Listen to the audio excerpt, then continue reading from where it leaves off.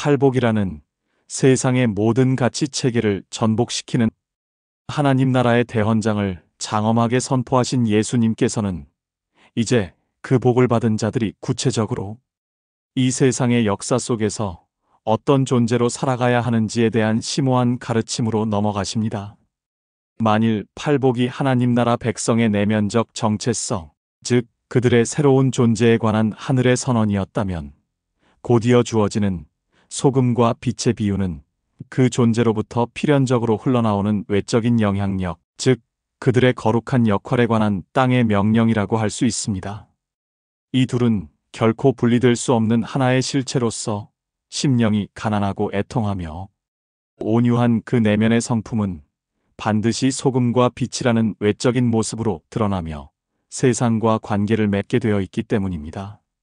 주님께서는 놀랍게도 우리에게 세상의 소금과 빛이 되도록 노력하라고 요구하지 않으십니다.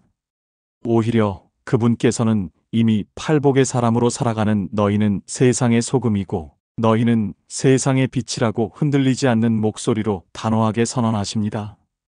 이것은 우리의 행위가 아닌 그리스도 안에서의 새로운 신분에 관한 놀라운 확증이며 우리가 붙들어야 할 정체성의 반석입니다.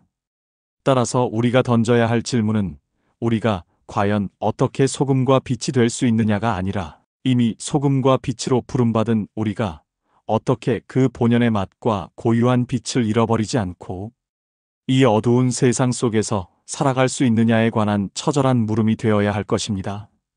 너희는 세상의 소금이니?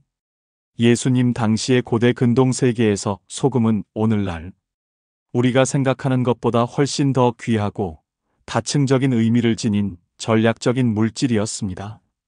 소금은 단순히 음식의 맛을 돋우는 조미료의 차원을 넘어 냉장 기술이 없던 시절에 음식이 썩지 않도록 보존하는 유일한 방부제였고 상처의 감염을 막는 고통스러운 소독약이었으며 심지어 로마 군인들의 급료가 소금으로 지급되었을 정도로 중요한 가치 교환의 수단이었습니다.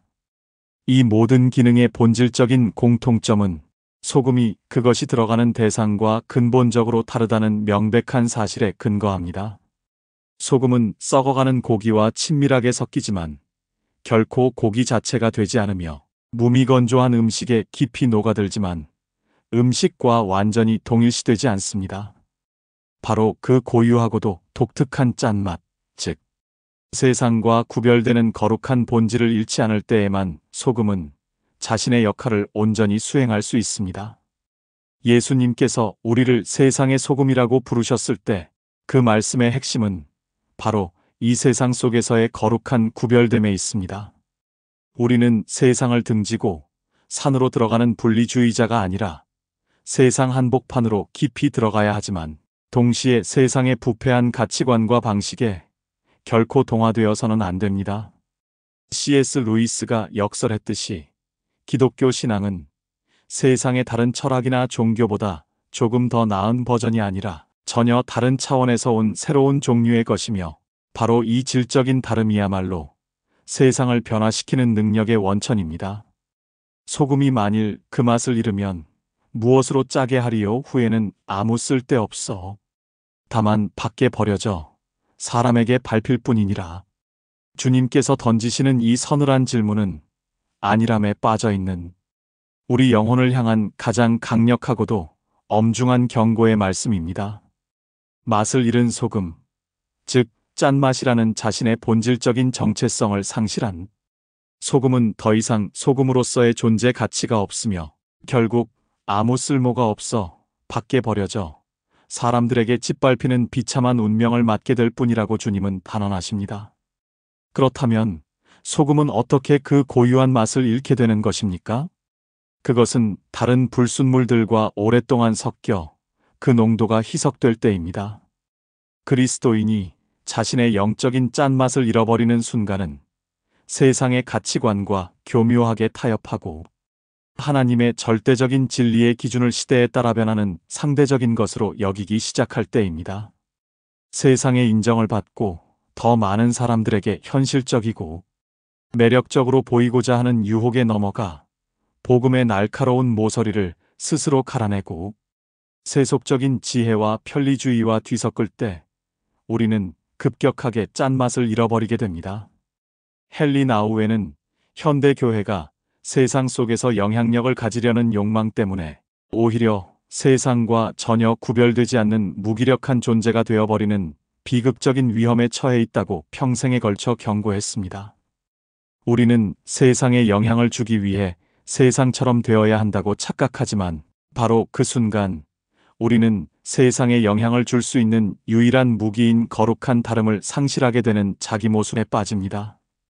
소금의 구체적인 역할은 이처럼 자신을 희생하여 세상을 섬기는 데서 명확하게 드러납니다. 첫째로 소금은 맹렬하게 진행되는 부패를 막는 강력한 방부제의 역할을 수행합니다.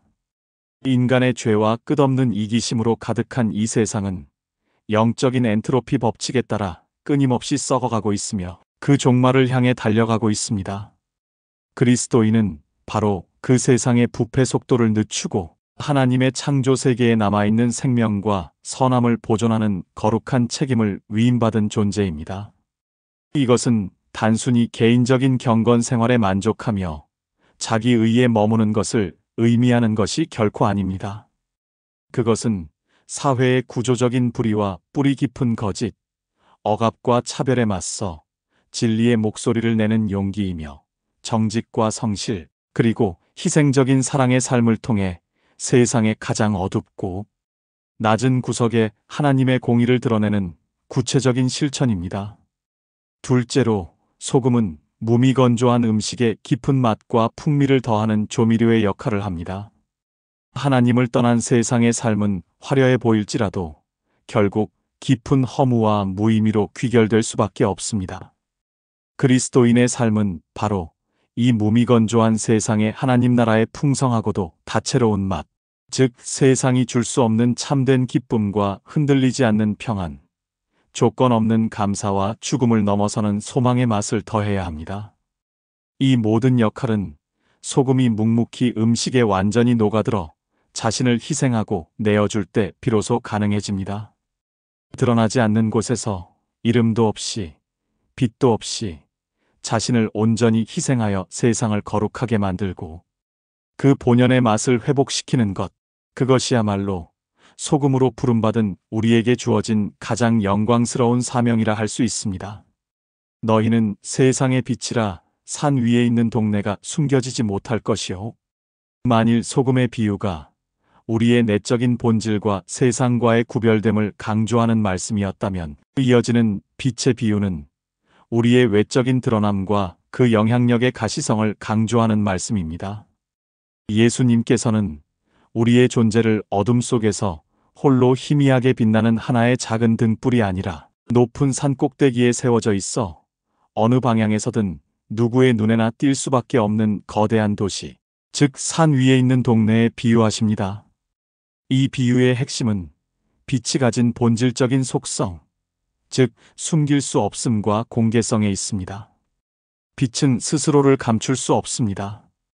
빛이 존재하는 곳에는 반드시 드러남이 있으며 어둠은 물러가게 되어 있습니다. 이는 우리의 기독교 신앙이 결코 개인적인 취향이나 사적인 영역에만 머무를 수 없는 지극히 공적인 것임을 강력하게 선언하는 것입니다. 현대 사회는 종교를 사적인 영역에 가두어 두려는 경향이 강하며 많은 그리스도인들 역시 그 흐름에 편승하여 교회 안에서는 신실한 그리스도인이지만 자신의 일터나 가정, 그리고 치열한 사회 속에서는 그 정체성을 애써 드러내지 않으려 합니다. 그러나 주님께서는 그것이 원리적으로 불가능하다고 말씀하십니다. 우리가 진정으로 빛의 자녀라면 우리의 존재 자체가 세상의 어둠 속에서 필연적으로 드러나고 구별될 수밖에 없기 때문입니다. 우리의 가치관, 우리의 언어 습관, 위기 상황에서의 우리의 선택들은 우리가 과연 누구에게 속해 있는지를 세상 앞에 공공연하게 증언하는 역할을 합니다. 그 사람이 등불을 켜서 마을 아래에 두지 아니하고 등경 위에 두나니 이러므로 집안 모든 사람에게 비치느니라. 주님께서는 이어서 누구에게나 명백한 상식적인 비유를 통해 우리가 빛의 자녀로서 이 세상에서 어떻게 살아야 하는지를 구체적으로 가르치십니다. 등불을 켜는 목적은 단 하나, 바로 어둠을 밝히기 위함입니다. 그러므로 힘들게 등불을 켠 후에 그것을 곡식을 되는 커다란 그릇인 말 아래에 굳이 숨겨두는 어리석은 사람은 아무도 없을 것입니다. 그것은 등불의 존재 목적 자체를 스스로 부정하는 모순적인 행동입니다. 등불은 당연히 집안의 가장 높은 곳인 등경 위에 놓여 방 안에 있는 모든 사람에게 그 빛을 골고루 비추도록 해야 마땅합니다. 이 비유는 우리 안에 타오르기 시작한 그리스도의 빛을 의도적으로 숨기려는 모든 시도가 얼마나 어리석고 그릇된 것인지를 명백하게 보여줍니다. 그렇다면 우리는 왜 우리의 빛을 숨기려 하는 것일까요? 때로는 세상으로부터 받게 될 조롱이나 사회적인 불이익 혹은 잠재적인 박해가 두려워서일 수 있습니다. 혹은 다른 사람들과의 관계에서 불필요한 갈등을 피하고 그저 좋은 사람으로 남고 싶어서일 수도 있습니다. 심지어 때로는 그것이 겸손이라고 스스로를 속이기 때문일 수도 있습니다. 그러나 예수님께서는 빛을 비추는 것이 교만이 아니라 우리에게 주어진 거룩한 사명이라고 분명하게 말씀하십니다. 헨리 나우엔이 말했듯이 우리가 하나님의 무조건적인 사랑을 받는 자녀라는 흔들리지 않는 정체성을 온전히 받아들일 때 우리는 비로소 다른 사람의 평가에 대한 두려움에서 벗어나 자유롭게 사랑하고 섬길 수 있게 되는 것입니다. 빛의 역할은 본질적으로 어둠의 실체를 드러내고 생명으로 나아가는 길을 보여주는 데 있습니다. 빛은 그 자체로 조용하지만 강력한 힘을 가지고 있어서 빛이 비추는 순간 어둠은 어떤 저항도 하지 못하고 그 즉시 물러가게 됩니다.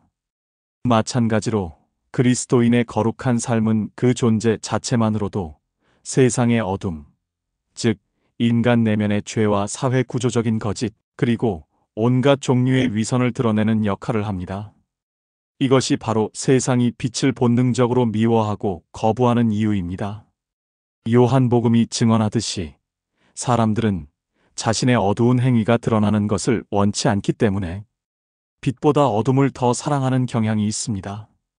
그러나 빛의 궁극적인 목적은 날카로운 정죄나 심판이 아니라 따뜻한 생명과 회복에 있습니다. 칠흑 같은 밤바다를 묵묵히 비추는 등대의 빛은 잘못된 길로 가는 배를 향해 소리치며 꾸짖기 위함이 아니라 보이지 않는 치명적인 암초를 피하여 안전한 항구로 무사히 들어오도록 생명의 길을 안내하기 위함입니다. 우리의 삶 또한 그러해야 합니다. 우리의 선한 행실과 거룩한 삶은 세상 사람들을 향해 당신들은 틀렸고 우리는 옳다라고 외치는 교만한 비판의 외침이 아니라 여기에 더 좋은 길이 있고 참된 생명이 있습니다라고 조용히 그러나 분명하게 가리키는 따뜻한 사랑의 안내판이 되어야 합니다.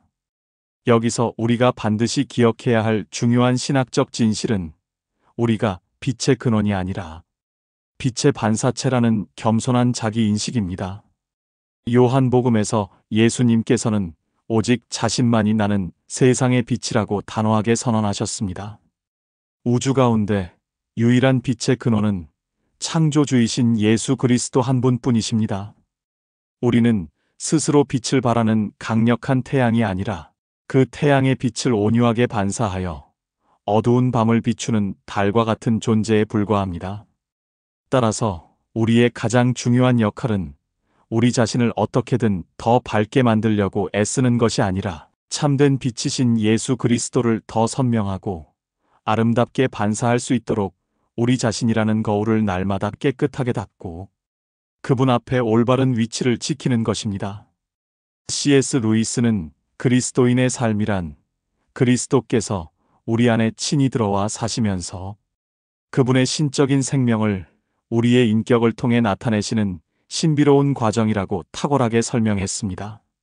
우리가 행하는 선한 행실은 우리의 의로움을 자랑하기 위한 도덕적인 업적이 아니라 우리 안에 살아계신 그리스도의 거룩한 성품이 우리의 삶을 통해 자연스럽게 흘러넘치는 은혜의 결과입니다.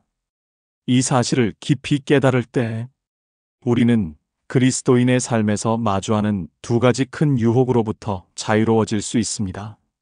첫째는 교만의 유혹입니다. 둘째는 낙심의 유혹입니다. 이같이 너희 빛이 사람 앞에 비치게 하여 그들로 너희 착한 행실을 보고 하늘에 계신 너희 아버지께 영광을 돌리게 하라. 예수님께서는 소금과 빛이라는 위대한 비유를 마무리하시면서 우리가 이 땅에서 감당해야 할 모든 영향력의 궁극적인 목적지가 어디인지를 한치의 오차도 없이 분명하게 밝히십니다. 그것은 우리 자신이 사람들로부터 칭찬과 존경을 받는 것이 결코 아닙니다. 우리의 이름이 높아지고 우리가 속한 공동체가 세상에서 유명해지는 것도 아닙니다. 우리의 유일하고도 최종적인 목적은 우리의 삶을 통해 바로 그 사람들이 하늘에 계신 우리 아버지께 영광을 돌리게 하는 것입니다. 따라서 우리의 착한 행실은 그 자체가 목적이 아니라 사람들로 하여금 그 행실에 보이지 않는 근원이신 하나님 아버지를 바라보게 만드는 투명한 창문과 같은 역할을 해야만 합니다. 만일 우리의 소금된 삶과 빛된 삶이 사람들로 하여금 우리 자신을 칭찬하게 만들고 우리의 경건함과 능력에만 집중하게 만든다면 그것은 아무리 겉으로 보기에 선한 행실이라 할지라도 결국 그 방향을 상실한 실패한 사역이 될 것입니다. 그러나 우리의 작고 연약한 삶을 통해 절망에 빠진 누군가가 당신을 보니 당신이 믿는 하나님은 정말로 살아계신 분인 것 같습니다라고 진심으로 고백하게 된다면 그것이야말로 이 땅에서 우리가 경험할 수 있는 가장 위대한 성공이라 할 수 있습니다. 결론적으로 세상의 소금과 빛으로 살아가는 것은 우리가 특별한 노력을 통해 우리의 신앙, 이력서에 추가해야 할 또 하나의 무거운 종교적인 과제 목록이 아닙니다. 그것은 앞서 묵상한 팔복의 성품을 가진 사람에게서 나타나는 지극히 필연적이고도 자연스러운 삶의 열매이자 향기입니다. 심령이 가난하여 오직 하나님만 의지하고 죄에 대해 깊이 애통하며 그리스도 안에서 참된 온유함을 배우고 하나님의 의를 목말라 하며 다른 이를 긍휼히 여기고 청결한 마음으로 하나님을 바라보며 깨어진 관계 속에서 평화를 만들고 그로 인한 고난을 기뻐하는 사람의 삶은 그 존재 자체로 세상 속에서 썩음을 방지하고 어둠을 밝히는 능력이 될 수밖에 없습니다. 그것은 애써 짜게 만들거나 억지로 빛을 내려 하는 인위적인 노력이 아니라 그 존재 자체에서 소금의 짠맛이 자연스럽게 배어나오고 빛이 은은하게 흘러나오는 것입니다. 그러므로 우리의 질문은 다시 처음으로 돌아가야 합니다. 나는 과연 세상의 맛과 빛을 잃어버린 채 무기력하게 살아가고 있지는 않은가? 나의 삶이 바라는 희미한 맛과 빛은 과연 나 자신을 드러내고 있는가? 아니면 하늘 아버지를 영광스럽게 향하고 있는가? 이 거룩한 부르심 앞에 우리 자신을 다시 한번 정직하게 세우고 맛을 잃지 않는 소금으로 등경 위에 환한 등불로 오늘 하루를 살아내겠다고 새롭게 결단해야 할 때입니다.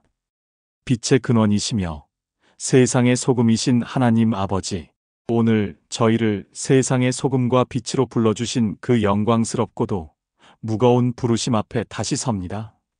저희는 너무나 자주 세상과 타협하며 거룩한 짠맛을 잃어버렸고 사람들의 시선에 대한 두려움과 자기만족에 빠져 주님께서 주신 빛을 스스로 숨겨왔음을 이 시간 정직하게 고백합니다. 저희의 연약함과 불순종을 용서하여 주시옵소서. 저희 안에 계신 그리스도의 생명으로 말미암아 다시 한번 저희의 정체성을 회복시켜 주시고 세상 속에서 구별된 존재로 살아갈 용기를 더하여 주시옵소서. 이 부패해가는 세상 속에서 하나님의 거룩함과 진리를 묵묵히 지켜내는 방부제가 되게 하시고 무의미와 절망에 빠진 영혼들에게 하나님 나라의 풍성한 맛을 전하는 조미료가 되게 하여 주시옵소서. 어둠이 더욱 깊어가는 이 시대 속에서 숨길 수 없는 산 위의 동네처럼 진리의 빛을 환하게 비추는 공동체로 저희를 사용하여 주옵소서. 우리의 모든 착한 행실을 통해 사람들이 우리를 칭찬하는 것이 아니라 오직 하늘에 계신 우리 아버지의 위대하심과 선하심을 발견하고 그분께 모든 영광을 돌리게 하여 주시옵소서. 이 모든 것을 예수님의 이름으로 기도드립니다. 아멘. 이 영상이 도움되셨다면 구독과 좋아요 부탁드립니다.